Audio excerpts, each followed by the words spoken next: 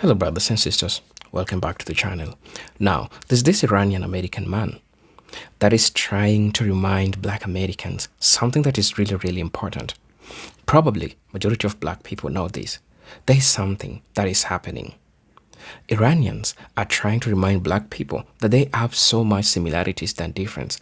Remember, Iranians have gone through so many years of oppression. Yes, you know very well that black folks also have gone through so many years of oppression. Now, there's an Iranian man who is on the street trying to remind black Americans of the similarities that they have, especially when it comes to the oppression that they go through. And the message contains two things. The first message that he shares is an encouragement. The second message that he shares is, a recognition message. And the recognition message states that, you know what, black folks, we know you, we see you, we know what you're doing, we understand the struggles that you go through. Now, that's the message that's being shared. Now, one thing that stands is that it is so much vivid that there was a time when Iranian released black hostages. And this is something that black people can attest to because it happened in history. So there's this Iranian man who is out there trying to remind black people and tell them that you need to come together to fight this system. You need to come together to fight against the person that is running the United States, the person that is running America, is the head of oppression, is the one who is currently escalating all these wars. And Iranians are assuring black folks that, you know what, and nothing that's going to be happening to you because we see you, we understand the struggles that you go through, and we see everything that's going on. This is a message that Iranians are sending to black Americans, and they are ready to also defend black folks because they have seen history, how it has reoccurred. They have seen history, and they know what really it means to be in the United States. Brothers and sisters, I don't want to say much. I want you to watch this video, and then I'm going to be back. I'll be sharing my thoughts in regards to this. As you know, I'm your host and presenter Agent Stories. But until then, let's watch the video. I'll be back. Assalamu alaikum, peace. I'm from Iran, and we are here to show you the solidarity and the connection that the US imperialism made us to have through one God, one blood, and one common enemy. All these people, martyrs that you had faced and have experienced, have the same experience as us. They fought against the imperialism, try to build their own foundation, try to build their own society independently, and got killed. None of these guys are unfamiliar with all these titles like gangsters, radicals, just like we are facing right now in the history in the Middle East. They're calling us terrorists, extremists, radicals. From Martin Luther King, Malcolm X to Nipsey Hussle, we are all sharing the same goal, having an independent and free society. Assalamu alaikum, peace. Listen to this. American people, I'm an Iranian woman talking to you from Iran. I don't know if they let you hear my message or not, but after the riots in Iran, Trump said he wants to save us, the Iranians. But we Iranian people do not need his saving, and you Americans do not need his lies anymore. His policies are harming both of us. His plan for Iran was clear from the beginning. He used sanctions as a weapon, not only against the government, but also against ordinary people like families, workers, patients, and students like me. He wanted the inflation to rise and daily life to become unbearable for us. And then when we protested against the economic pressure and not the Islamic regime, the Israel-backed agents, organized terrorists, and armed militias stepped in and turned our peaceful protests into violence and calculated acts of sabotage. And when they failed to regime change, that violence is now being used by Trump as an excuse to start a war against Iran, both to burn my country and to burn your tax dollars. Quite the opposite of his promise to put America first. But while he's blaming Iran and talking about freedom abroad, look at what he's doing to you, his own nation. You're peacefully protesting against racism and injustice, and yet your police and National Guard respond with tear gas and bullets. And now he wants to distract you by dragging you into another foreign war. We must stand together against the wrong and dangerous policies of those in power. You must not allow Trump to attack Iran, because if he does, my country will be damaged and your people will be buried. It's not a win-lose situation, only loss on both sides. I know you want no more wars. I know how many American families have already paid the price of war. You have sent your loved ones to fight in countries far from home. And I tell you that the war with Iran will not be as easy as kidnapping the Venezuela's president. I'm not the speaker of Iran's government, but all the Iranian officials have warned that thousands of American soldiers will die in the Persian Gulf and the U.S. military bases across the region. And this is not a threat. This is a reality of war. And we, the Iranian people, do not want this to happen to you. So you, the American people, must not let this crazy old man decide the fate of millions, because your lives and our lives worth more than his ambition. We hear, Imam, that today, perhaps today, some black hostages and some female hostages will be released from the American embassy compound. Is that true?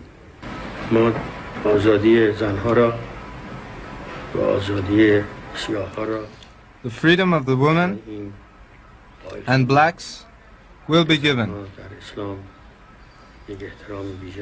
Women are given great dignity in Islam, and the blacks have been oppressed in the United States. Great injustice was done unto them.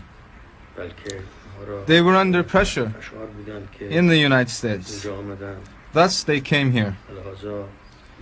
We are doing this owing to the tenets of Islam. In return, we ask nothing for their freedom. We want the Shah. Carter must return him. The world's international law agree with this principle. I ask you, as an American and a human being, talking to an Iranian and another human being, is there no room for compromise? Or is Iran now, in effect, at war with the United States? حضرت امام آیا جناب عالی یا به طور کلی ایران در حال حاضر با امریکا در حال جنگ هستیم؟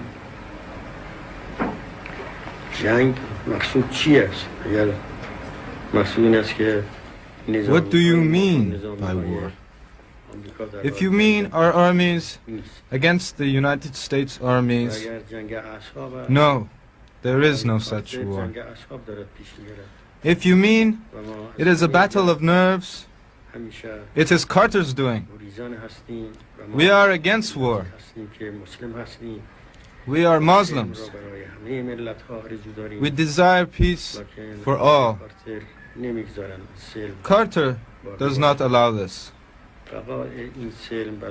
Carter should put aside his so-called humanism and return the criminal Shah so that we can conclude this matter. John put a picture of Tupac on the nose of a drone, and I think it's a better time than ever to analyze why. From Lego Malcolm X to a mural of Nipsey Hussle, Iran has been sending clear messages to marginalized American communities throughout the entire conflict. And if you ask me, it's a way more effective way to get the messaging out than like putting the info out and hoping that the oil investing billionaires that own the American media report on it. But why? If you ask me, it has everything to do with how things run in America. The dual labor market theory is the idea that it's really not just all about competition and free market capitalism. The nature of the free market creates two categories. The primary market, which is the stable, well-paying jobs with benefits, so think corporate and medical professionals, skilled trades, union workers, etc., as well as a secondary market of unstable, low-wage jobs like fast food, domestic work, gig work, and believe it or not, content creation. And when we add the layers of American racism, sexism, and overall homophobia, This is not the rule, but the trend is that you will see more marginalized groups like black people in the secondary American economy than the primary, which is where, in my head, it makes sense that the propaganda aimed to be spread on social media, a space that exists in the secondary economy, is being themed and crafted to catch the attention of black people in America. And it's no secret that black Americans and Americans of color are the cultural engine of this country. There's a reason you don't hear about doctors or bankers coming out with the latest fashion trends or dances. It's not their job in society, but more importantly, it's also not their role in American culture. Most American news outlets are just as compromised as the average viewer, and that's by design, as it's typically messaging from the top 1% of the primary market in America. It's why TikTok is still such an issue as a competitor in that space. The content on this app doesn't always come from the controlled narrative of a billionaire or the primary market. A lot of times, it comes from a content creator doing research, working out of that secondary market. That's a huge problem for an American empire that wants to control the narrative around a war only the top 1% of the primary market really benefits from. Enter Lego Malcolm X getting ready to press the button from a missile site. That's just my thoughts on it, though. Let me know what you think in the comments. I'm always posting about stuff like this. Shoot me a follow to stay up to date. Assalamu alaikum, brother. Alaikum assalam. How are you? How are you? Good. Good, yeah? Where you from, brother? I'm originally Kurdish from Iran. I know you're Muslim, right? Yes, I do. And I'm Muslim, right? Yes. If I want to go and join your culture, marry from you guys, would you accept me in your culture? I think, of course, for me, it's like any race. It doesn't you don't matter. Have a problem with race or personality. Or... I would say it's like personalities. As a Muslim, we've been grown like that. We have to treat everybody on their attitude, on their manner. Yeah. So in Islam, we don't have any race as well. So for me, as long as you are a good man practicing, I think you've been accepted by so most that's of the 100% I will be accepted. Definitely, as long as you are a nice person and a good personality, and you are a Muslim, most of the people they will accept you. Me. Okay, you know what? Let's go now, man. Take your stuff. Let's go. Let's go. Salaam alaikum. We're coming back. Okay, one of the most insane historical facts has got to be when Iran took a bunch of American hostages in 1979, but then decided to free all the black hostages and the women. Why did Iran do this, you ask? Well, first we got to go back a little bit to why Iran took hostages in the first place. And when you understand this, you'll also understand why Iran and the USA don't really like each other to this day. You see, Iran had a problem. You see, back before the 1950s, Iran's oil industry was basically completely taken over by the United States and Britain. Iran was barely getting a share of their oil. Iran said, knock, knock, knock, hello, United States, Britain, can we have our oil back? United States and Britain said, who said we got your oil? Iran said, boy, we're not stupid out here. We see y'all scamming us. United States and Britain said, you got us, and we not finna lie, but we not giving your oil back though, for real. So Iran voted in a new prime minister that took back Iran's oil. The United States said, ooh, we can't have that. Call in the CIA. The CIA pulls up, that boy gone. The United States brings in a new guy, the Shah, and he's very friendly towards the United States. Iran said, yo! The Shah said, look, y'all didn't even give me a chance for real. Yeah, fast forward 20 years later, he gave away all of Iran's oil and had very oppressive policies towards the people. The people of Iran said, time's up. The Shah said, time's up. Boy, you know what I got behind me? Root, root, root. Big dog United States. The Iranian people said, all right, let's see if they get to you in time. The Iranian people rose up and started hunting them down. The Shah said, oh, them folk tripping. He calls the United States. He said, yo, them folk trying to get me. The United States said, chill, we're going to get an airplane. We're going to come pick you up. We can't let our assets, our friends, suffer. The Shah gets on a plane and he dips. He said, I'll see y'all folk in the States. The people of Iran looked at the United States and said, bring back the Shah. The United States said, no, the Shah is sick. We can't give him to you right now. Iran said, we got hospitals here and jails. Bring him over. The United States said, no. And we still gonna take your oil because we're gonna bring in a new guy to still take your oil. This was the last straw for Iran. Iranian college students stormed the United States embassy and take everybody hostage. They said, bring back the Shah. The United States said, release the hostages. What are your demands? Iran said, well, they're pretty reasonable. 1, we want the Shah back. 2, we want you to leave us and our oil alone. The United States said, no. If there's something you gotta know about the United States of America, is it's very hard to negotiate with. The United States wants it all at all times. They said, hostage, y'all gonna have to hold it down. The hostage said, United States said, counteroffer, we keep the Shah, we keep the oil, and you give us the hostages. Iran's new supreme leader, Khomeini, said, look at my face. Do I look like I'm finna play with y'all? Give us back the... Hold on. Are those black people? Now here's where things start to get wicked. Khomeini looked at the black hostages and said, don't the United States be like oppressing y'all and messing with y'all too? Black people said, well, Khomeini said, oh no, y'all are free to go. Plus the women, y'all are free to go. The white hostages said, Jamal, ain't you gonna put in a good word for me? He said, my name's Eric. He said, Andre, we not here to argue about semantics. This is a serious situation. Go talk to them folk. Put in a good word for me. Black people said, all right, give us your number. I'm gonna call you on my iPhone. We gonna put in a good word. White people said, iPhones haven't been invented yet. Black people said, exactly. Call me when they get invented. Oh, them folk dipped. Except a black man named Carl. Now, I don't know if this is him, but this picture goes with what I'm saying. You see, Carl was a Marine, but he was also a radio operator in the Marines. So he was privy to very sensitive information. Carl said, okay, we packing our bags, we going. They said, Carl, you can't come. Carl said, y'all see my skin color, right? They said, yeah, Carl, but you privy to info. You're going to have to hold it down. Carl said, ain't this about it? But Carl was released 2 years later with the rest of the hostages because President Jimmy Carter, after a lot of back and forth, there's a lot more to the story than this, finally made a deal with Iran basically saying, okay, we're going to leave you alone. Just release the hostages. Iran didn't get the Shah because the Shah actually passed away. And side note, since Jimmy Carter took so long to get the hostages released, Reagan used that against him to get elected over Jimmy Carter, and Reagan then ruined the world. But that's a story for another day. Side note, to Jimmy Carter's credit, even though he lost the election, he still worked on getting the hostages until his last day in office. In fact, he got the hostages released on his last day in office. And well, even after the hostages were released, Iran and the United States relationship had never been the same since. And in fact, before the hostage crisis and after the hostage crisis, there were many more little incidents that happened between the US and Iran. What's happening today is just another piece in a story that's been ongoing for about 100 years. They just haven't taught you it in your history books. A story that I hope ends peacefully and sooner rather than later. Nope. Nope. Nope, nope, nope. I just watched that video on that flight from Nashville that had to ground in Atlanta because of a threat. Yeah, heads down, hands up, heads down, hands up, and they escorted that one man up off that joint. All I could think was sleeper cell, sleeper cell. We don't know who they are and where they are, but I got a feeling that they are going to be where these people are. So we need to not be where these people are in numbers. Yes, this is the time. Black people, while we are minding our business, stop inviting these people to the cookouts. No more invites until it is safe. No more invites. We cannot go where they go. To the black people who have found themselves the one black person amongst a white family, you did it to yourself. You did it to yourself. Do not come looking for us for help. Okay? Black people, we need not to conjugate amongst these people where they are the majority and we are the minority. It is not safe right now. It's not safe. We don't know where sleeper cells are. We know they don't have any beef with us, okay?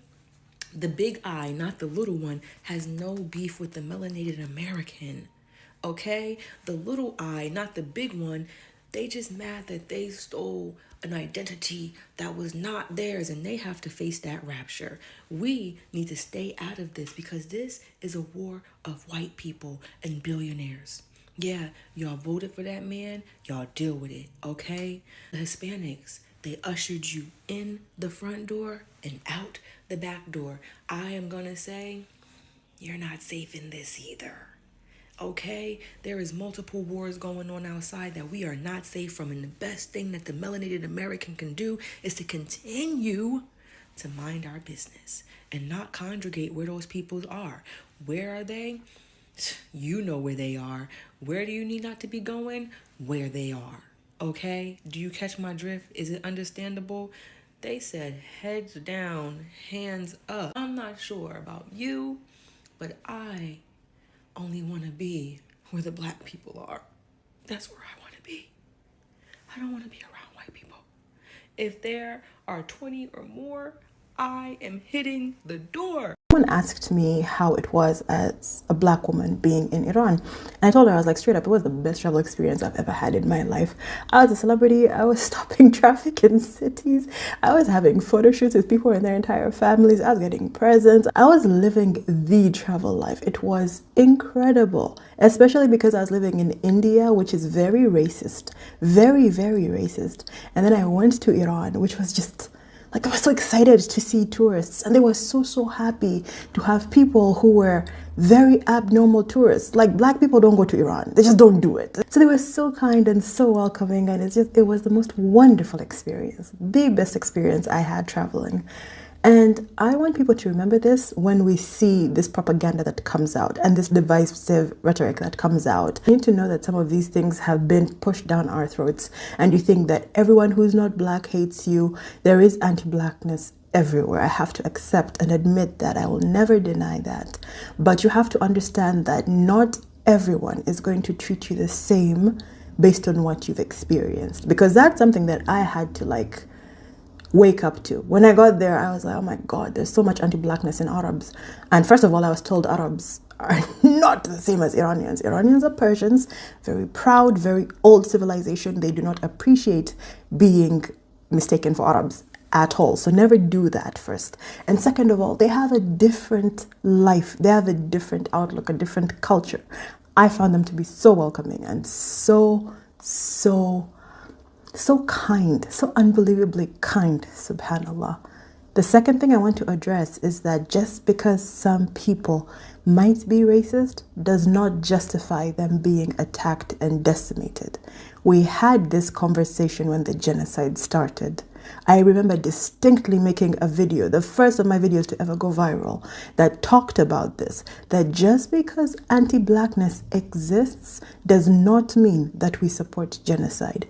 Same thing with Iran. Even though there might be anti-blackness there, does not mean that we support their decimation. Even though there is societal oppression of women in that country, does not mean that we support this stupid, unjust war. We should have more sense than this. We cannot be going and having the same discussions over and over and over again. Don't be saying too much about Iran. They said that we're cool. They said that we are cool. They said African Americans have been through a lot. So don't say too much. Don't go over there and don't be doing too much. And you know, if you look like us and you wearing that camo, you better not be doing too much. Because they said that we cool. They said that we cool. So I just want to let y'all remember that. Like, they said that we cool. They know that we kidnapped. They know that we're hostage. We have no nationalism in this bitch. We ain't got no say. We ain't got no motherfucking... I ain't got no say. I ain't got no say. You see, we try to give them a black woman president. An actual... Like, and she's still not even African American. The bitch is everything but we got the lightest one. They didn't even want her. Obama doesn't count. Obama's not African American. He's not black American. He doesn't count. His dad's Kenyan. Doesn't. We have no say about anything. Don't even look at Obama. Don't look at Kamala. They don't represent us. We ain't got to say. Iran, I can run. You just need to, you know what I'm saying? Hit a little, okay? Please. I'm telling you right now, I'm not playing. I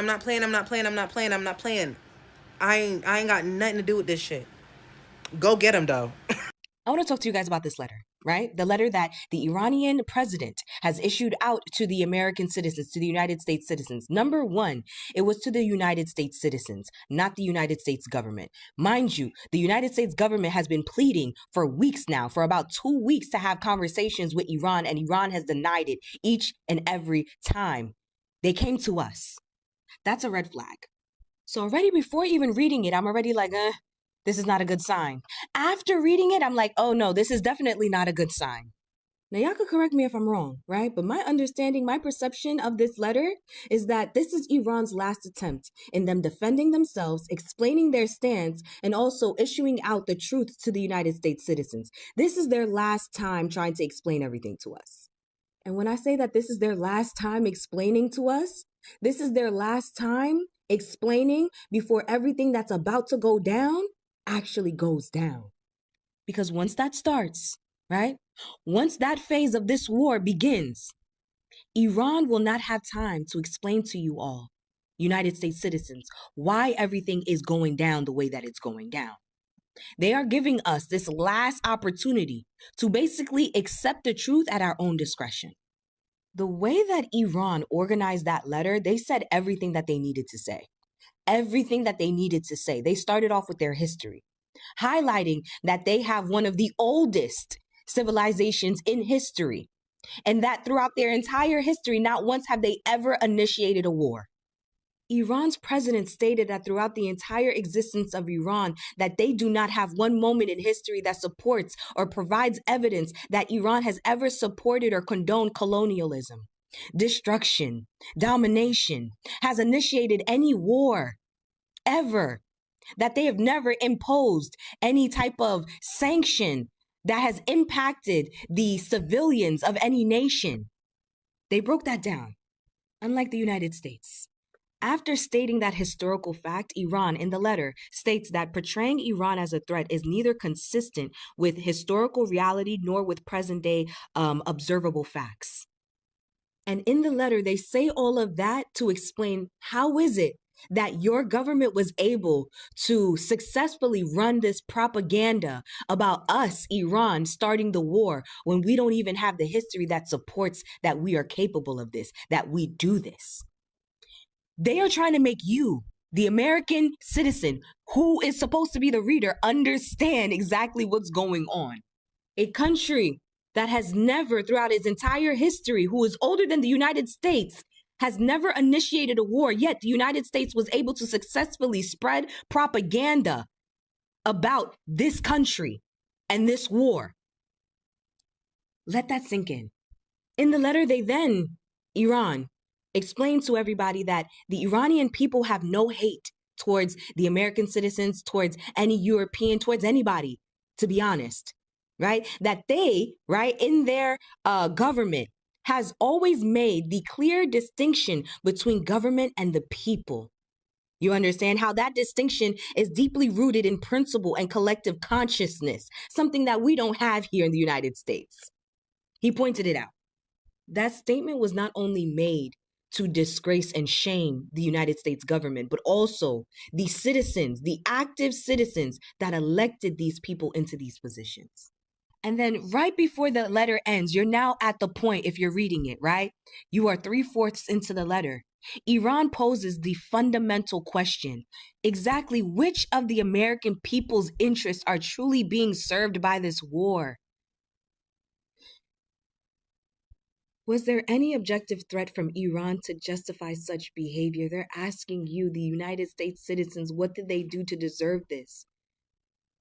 What can your government, the American government, say to justify such actions? What did they do? They're asking you, the American citizens. They want you guys to open up your eyes and see what the fuck is going on.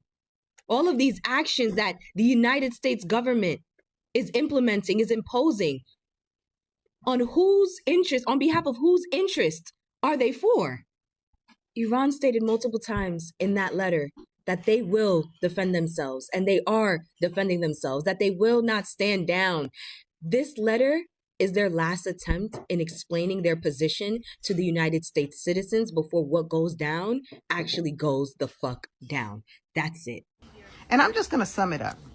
Basically, he said to the right, to MAGA, to fucking Republicans, the Republican Party, right? This is basically what he says. You're being fucking misled by your fucking government. Open your fucking eyes. You're being lied to every day. And if you want to know the latest lie that he told, he says that Iran is begging for a ceasefire, and Iran comes back and checks his ass and says, no, we're not. We're in this for the long haul. Iran has never initiated war. If you go through your history, right? They've always reacted. And this is not the first time the American government has meddled in Iranian affairs. I don't know if you guys know this, but back in 1952, they meddled in their political structure and took them from moving towards a democracy and brought them back into a dictatorship. So Iran is a little bit fucking bitter. But while you thought you were suppressing them, Iran says they've grown 30%.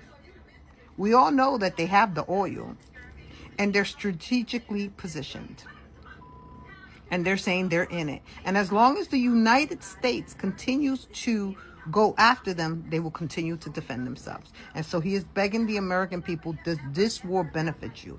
As our economy and our gas prices are going up, I just want you to know that this is going to cost us trillions. We're already into the billions a day, and it's just rising. It's a conflict that involves 17 fucking nations and is growing. This does not benefit us. But you know who it does benefit? Who does it benefit that's over there? Remember they were trying to make that strip? Remember that? Remember that strip? That's who it benefits the most. Because those are the ones that are saying that Iran is this big threat. But there's no history of that. Now, don't get me wrong. Right? We're going to have terrorists always. From Iraq. We're going to have them from everywhere. But at the end of the day, wake the fuck up. The world is telling you to wake up. Take Iran out of this motherfucker. The world is telling you to wake up. And Republican Party, MAGA, you are destroying our fucking country. You are destroying our country. You're destroying our reputation. You are destroying the position that we had in the fucking world. And it's only getting worse by the day. I paid $5 per gas the other day. And if any fucking body wants me to give them the numbers from when Biden was president, I will fucking gladly do so because I still fucking have them. I challenge you. We're already $39 trillion in debt to other countries, China being one of them. But I digress. Yeah. Hello brothers and sisters, welcome back to the channel. I'm hoping that you are doing great. From wherever you're watching this video from, again, I'm your host and presenter Agenda Stories. Now, things that matter first. It is true, and we all can attest to this, that there is a core relationship between Iranians and Black Americans. Of course, there is a part of parallelism, like shared history. When I say parallelism, I mean that both of them have gone through a similar phase and the similar phase of oppression, and now they understand the struggles that Black people have been going through or they have been succumbed to. Brothers and sisters, and you know, when I looked at the comment section of the video, I saw people speak about this, and people are speaking highly about Iranians, and I want to share with you these comments because I believe that they are important for us to, first, it helps us to like learn. And I usually say one thing, and the one thing that I usually say is that, see, I might be giving commentaries, right? But that is my commentary. What's most important is what also other people think in regards to the same topic. And so I've decided to share with you what people really says.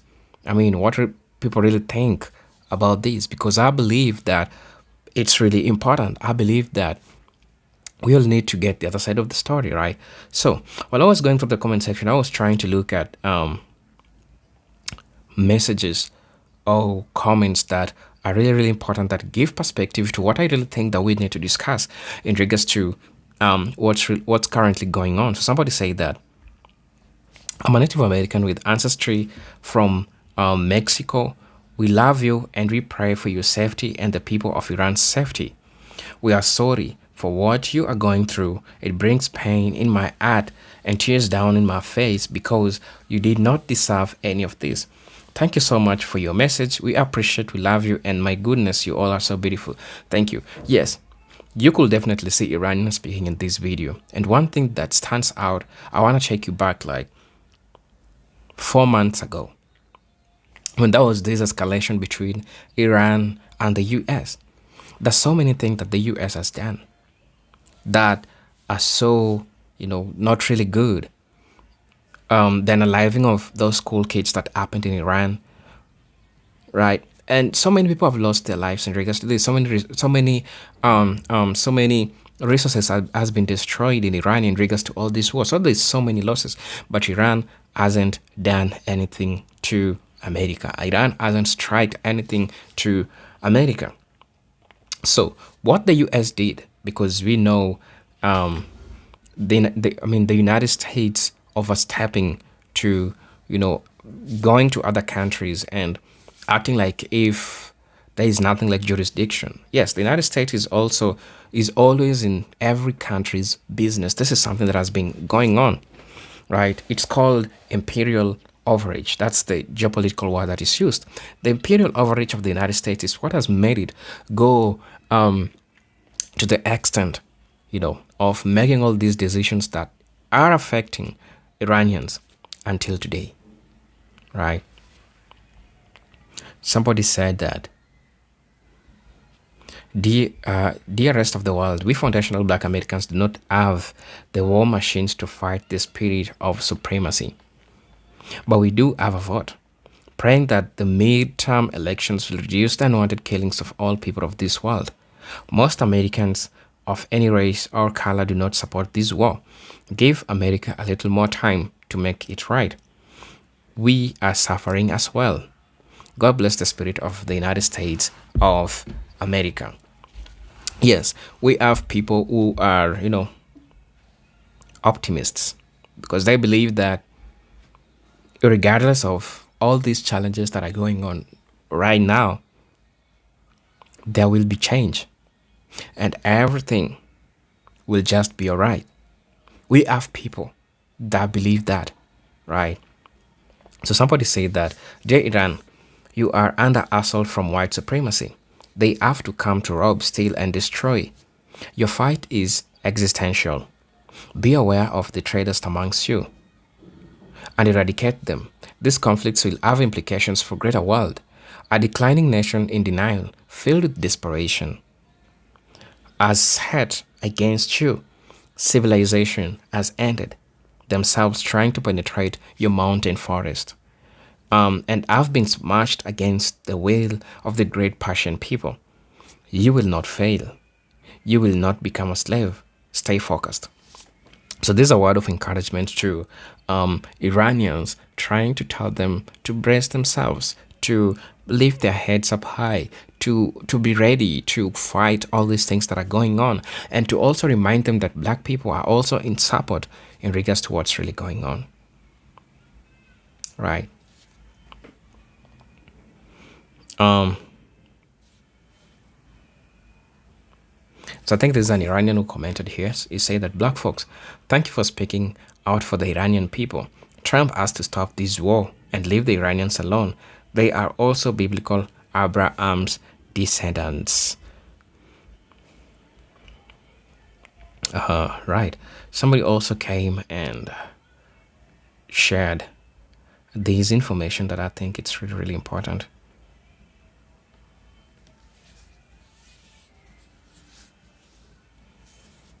Somebody say that, read this scripture, 2 Esdras 11 to 16. And you understand, God knows all the issues. Read this and this will be your field knowledge beyond everything you currently possess. It is truly worth your time. This is the scripture God gave to Daniel. You will know this by the things said to Ezra and about his brother Daniel. Straightforward truth. You will see why scriptures are coming to light by what God's instruction was concerning the written scripture, how he divided the scripture and which scriptures were given to the wise. Even for a time like this, there was a time frame on kings and how God arranged it. The count of kings, a kingdom of 12 kings, and finally a kingdom of 8 kings, the final kingdom. We are the final kingdom. God says it will come quickly. God says the exact same things in both kingdoms. It tells us that kingdom number 2 in the count of 12 and 8 will rule longer than any other else. This is important because in the kingdom of 8 and number 2 is the only one who has the time to fulfill the end time ruler, knows through history as the anti-Jesus ruler. Read this, your knowledge will greatly increase, and God bless. So I really don't know what you are all thinking about this, because people are coming out, speaking about this, commenting about this. But I just really want to know your opinion from where you're watching this video from, right? As you know, I'm your host and presenter Engineer Stories. But until then, let me see you in my next video. Until then, peace, love, and harmony. Salute.